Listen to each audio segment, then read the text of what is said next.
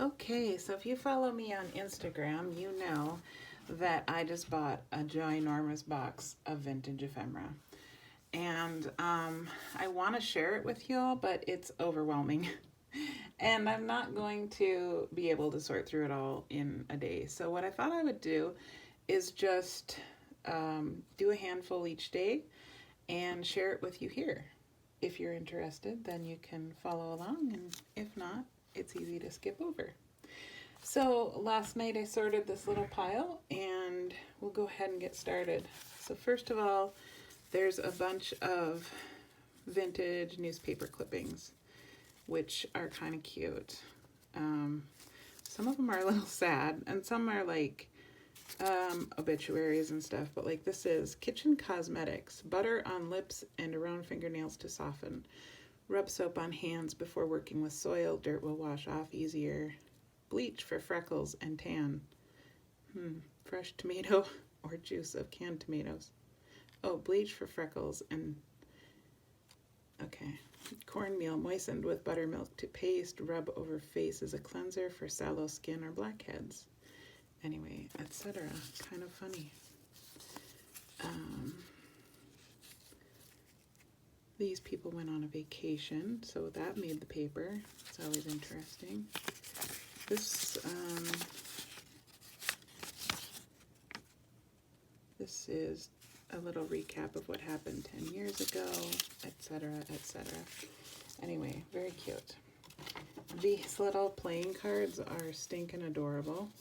Tramp, sailor, graphophone, hunter, typewriter, fisherman, up-to-date girl, look at her, ooh la la, motorcycle, battleship, automobile, farmer, another farmer, so cute, just love them. We got some miscellaneous like coupons. This envelope is good for 10 cents. This is from Kodak. And then this was like a business card looking for support for voting. Here's a little postcard from 1924. Please come see me the first time you're in town. Bring this card with you this week. Serious business. We got some vintage postcard packets. This one has never been used and it's got several in there. And then this one, I'm amazed this was only 3 cents to send, but this one actually, they wrote notes on the back, so that was, and some of them have been sent, I guess. 1 cent. So cute. And this pile was all greeting cards, vintage greeting cards, and some of them had envelopes and some didn't, but I'll show you an example here. So this was a Mother's Day thought. Aren't they beautiful? I love vintage greeting cards. And then there's a handwritten letter in here. So that's super fun. They didn't all have letters in them, but they all had greeting cards. An Easter card. Anyway. And then, let's see what else. These were just vintage envelopes. Some had postage and some did not. But either way, I think they'll make great collage fodder. 2 cent stamp there, I love that. And then these actually have letters in them. Again, some of the postage is missing, but that's okay. I just love the handwriting, and just this one especially got me because this is 1937, I believe. And you can tell it was written with a fountain pen. If I can get it out here. And it's this letter about catching a train and spending a day somewhere, and let her know if you can do this on Sunday, because she needs to get the tickets on Saturday evening. And I'm like, look at this tiny, tiny handwriting. I'm like, I would love to have a fountain pen that writes that well. So tiny and beautiful. Yes, June 13th, 1937. Amazing. And then this little pile was just different receipts. Not sure what those are for, but they're receipts for something. 1922 state and county tax receipt. Hickman Fulton County's Rural Electric Cooperative in Hickman, Kentucky. Hospital receipt, 1964, $14 to the hospital. This is a punch card for film developing. Armor Creameries, 1939. Couple of old checks. $2.50 to the Kroger store. Not sure what that would buy you today at the Kroger store. Head of lettuce, maybe.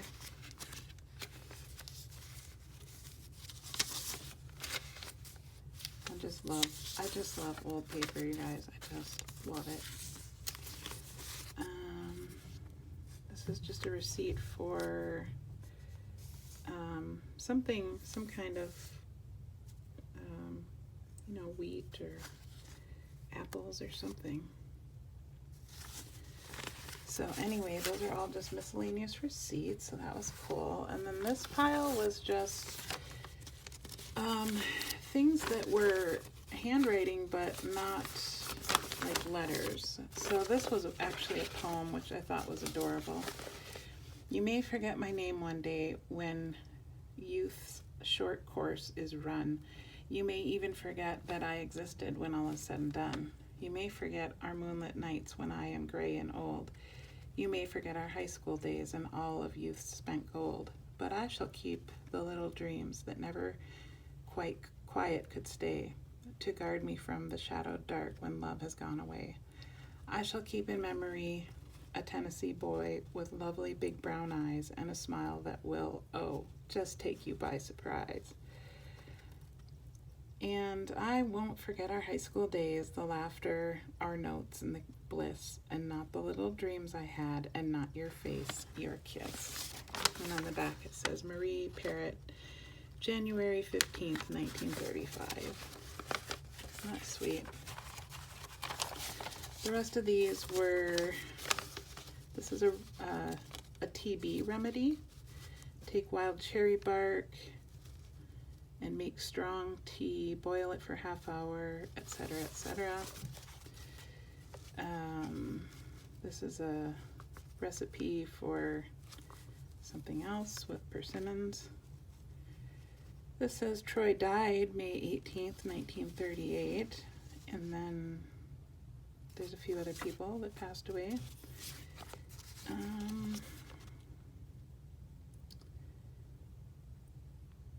I don't know what this is.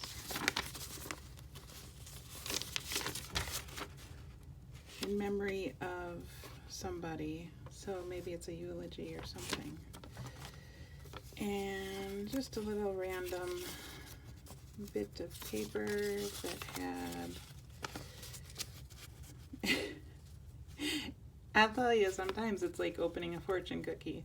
You will marry an ugly old man, and when you are 50, and you'll fuss and quarrel aplenty. Alrighty then.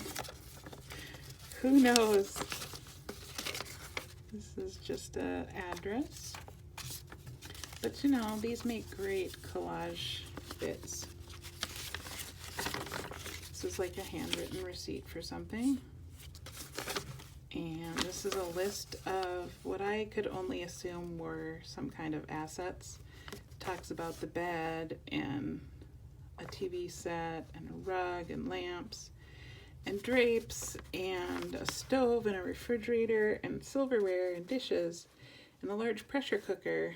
And I have to laugh because down here it says a few carpenter tools and farm tools too numerous to mention.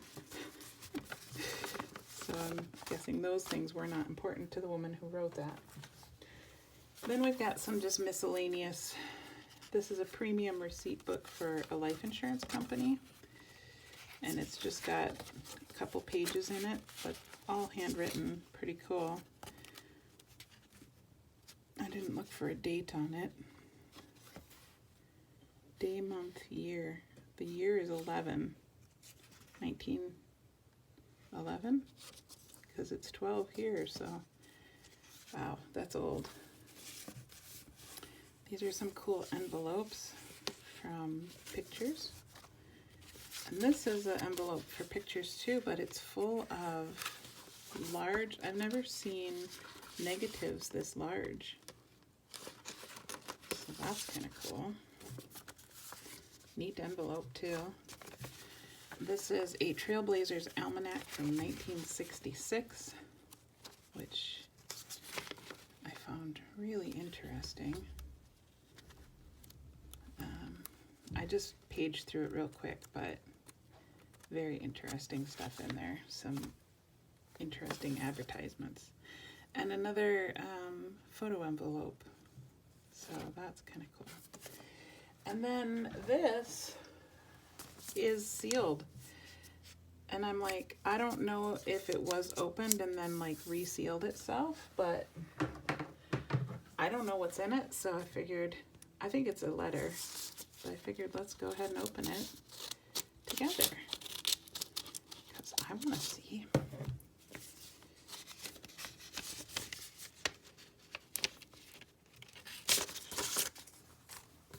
It's a card. Happy Easter, Grandfather. Best of Easter wishes, Grandfather. And as the years come and go, may joy and good cheer each day, each year be what you'll always know. From Eunice. That's so sweet. 1944. So that's it for today. I'm going to grab another handful tonight and I'll see you tomorrow. Oh no, I almost forgot the best part. The pictures. The pictures. How could I forget the pictures? Look at how cute. Wonder what she's got in her little bag there.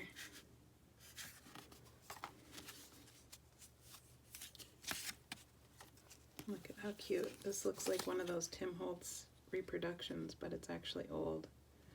I'll definitely be adding that to my saved collection.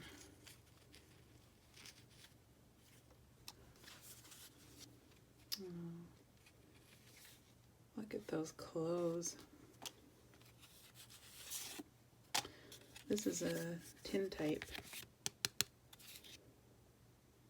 Very dark.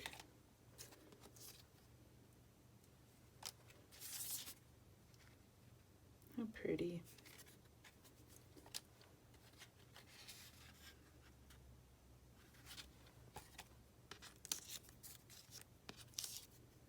Charlie. That's Charlie.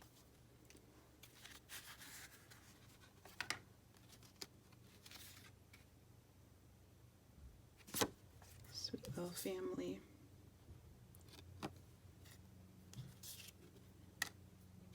Oh, look at that haircut. Amazing. Babies. Leaving? Okay, I love you. Love you too. It's my teenager heading out the door. Because she can drive now. By herself. Doesn't need mom. No more mom taxi service. Even when we go somewhere together, she drives, which is fine with me. She's a good driver.